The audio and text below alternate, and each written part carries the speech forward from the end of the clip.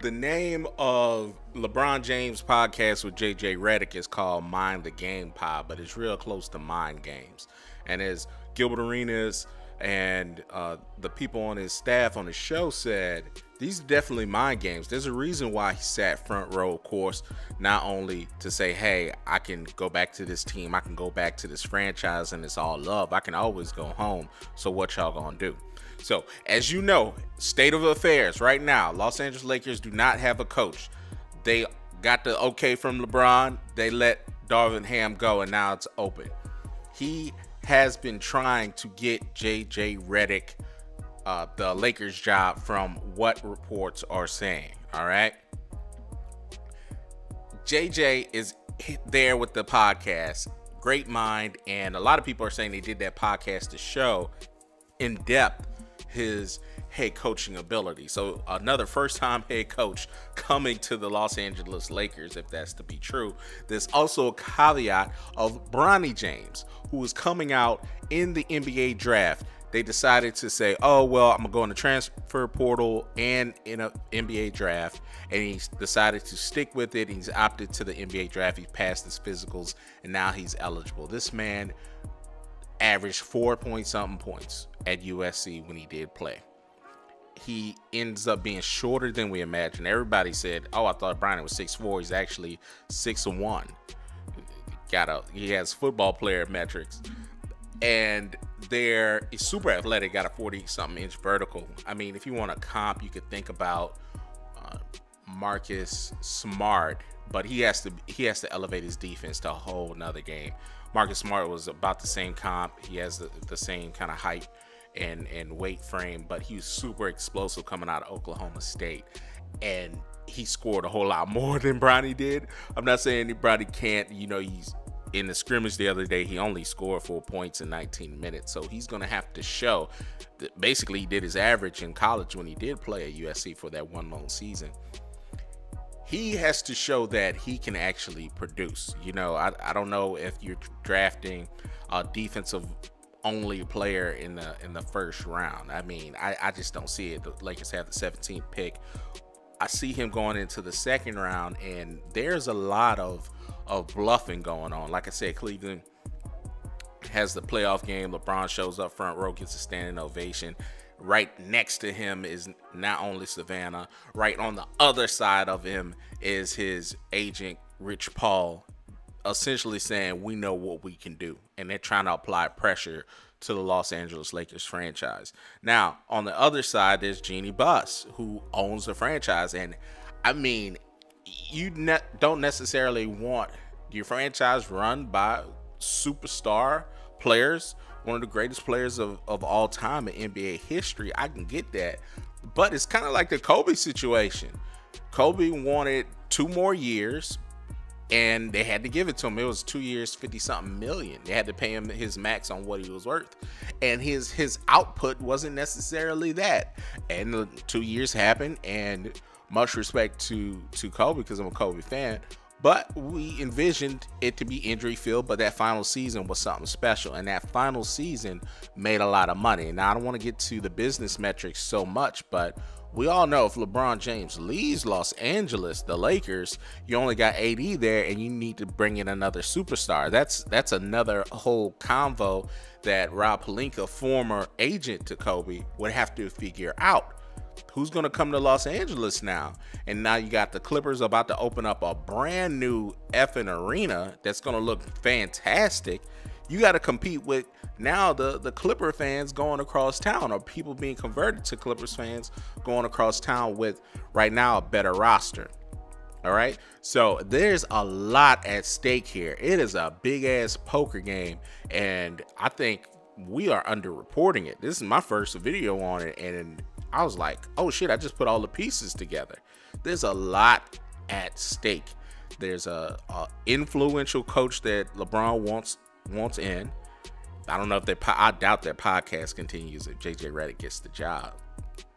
That the Lakers hire him, keep LeBron, but by the way, he will not sign his deal until after the NBA draft. That is, to me, By the way, you got Bronny, who's out there saying specifically, no, I just want to get to the NBA. I want to make my own name and don't necessarily think about or dream about playing with my dad. That's game. All right, that's game. I can understand he may feel that way, but he was coached to say that because they wanted all to fall into place. He's going to be a second round pick for sure to me in my eyes. I mean, crazy things happen in the NBA draft. It's not that serious once you get to the back half of the draft. I understand things can happen, but I think he's a second round player in this. And unfortunately, it's because of his name. If LeBron James Jr., Bronny James, was named something else and he was not the son of an NBA player, he would be a G League guy. Like, he wouldn't be drafted is what I'm getting at. But hey, nepotism, baby, let's go. I'm the best player, one of the best players in NBA history. I'm one of the best players in the NBA right now. And by the way, economically, I'll put asses in the seats. All right. So you got one thing rich people love is money. That's why his sports agent is named Rich. All right. So if you want this money not to go to Cleveland, where I just showed you people had a standing ovation and Savannah is with me, lockstep, you need to do what I need you to do, which is hire JJ Redick and make sure my son gets to the Los Angeles Lakers, whether he's playing in the G League or not. I want to see him. I want to establish that for him. That is important. Now, what can prevent that? Again, it is most of the franchises that had coaching vacancies have filled them. You talk about Phoenix, you talk about Charlotte, you talk about the Brooklyn Nets. So this is a big position that still hasn't been filled. And again, it is a big ass poker game. And on one side is Jeannie Buss and Phil Jackson. And on the other side, it's Rich Paul, LeBron, Bronny, and JJ Redick in a podcast. And he out there playing mind games. So I want to talk about real quick what can really mess up the next step. And you can hire JJ Redick, that's fine, whatever. But it's getting Bronny to the Lakers. I want to just throw something out there. Would this not be the ultimate FU by the Miami Heat to draft Bronny James? And by the way, we don't want you to play for the Miami Heat anymore. If you remember, when LeBron left to go to Cleveland, from Miami to Cleveland, there was a whole lot of animosity between the parties. And by parties, I mean Pat Riley and LeBron James and crew. One of the things that came out and it was reported on, Miami Heat did not roll out the red carpet to LeBron's outside folks, his entourage's inner circle. They didn't get the same perks as they did in Cleveland. Look it up. That always had a friction. So when it was time to re-up, say, hey, we want you to stay with the Miami Heat, his mind was already made up. The article was already drafted. I'm going back to Cleveland. But he still had Pat Riley come into a room anyway. And this is very, very well reported on. When Pat Riley went to go speak to LeBron about re-signing with the Miami Heat, him, Rich Paul, and some other person I can't remember were playing FIFA while he was making a presentation.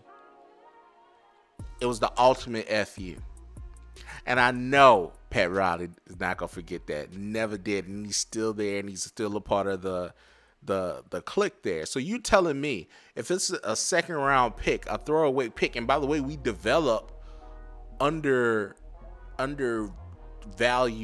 talent anyway, why not say, oh, we could just say, oh yeah, this is a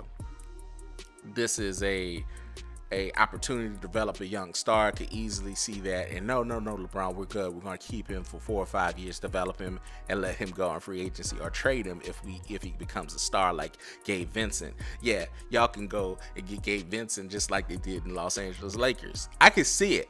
And by the way, it was very similar to this year.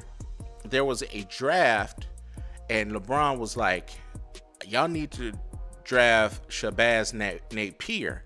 Now, he would have gone in the draft, but he wouldn't have gone as high. Miami took him with an opportunity to give him an olive branch, like, hey, we drafted this person that you admire. He came out of Connecticut and won that national championship. we got you. Come on back. Of course, LeBron didn't resign. So I would love Pat Riley to draft Bronny James in the second round and say, you know what? He reminded me of Shabazz Napier.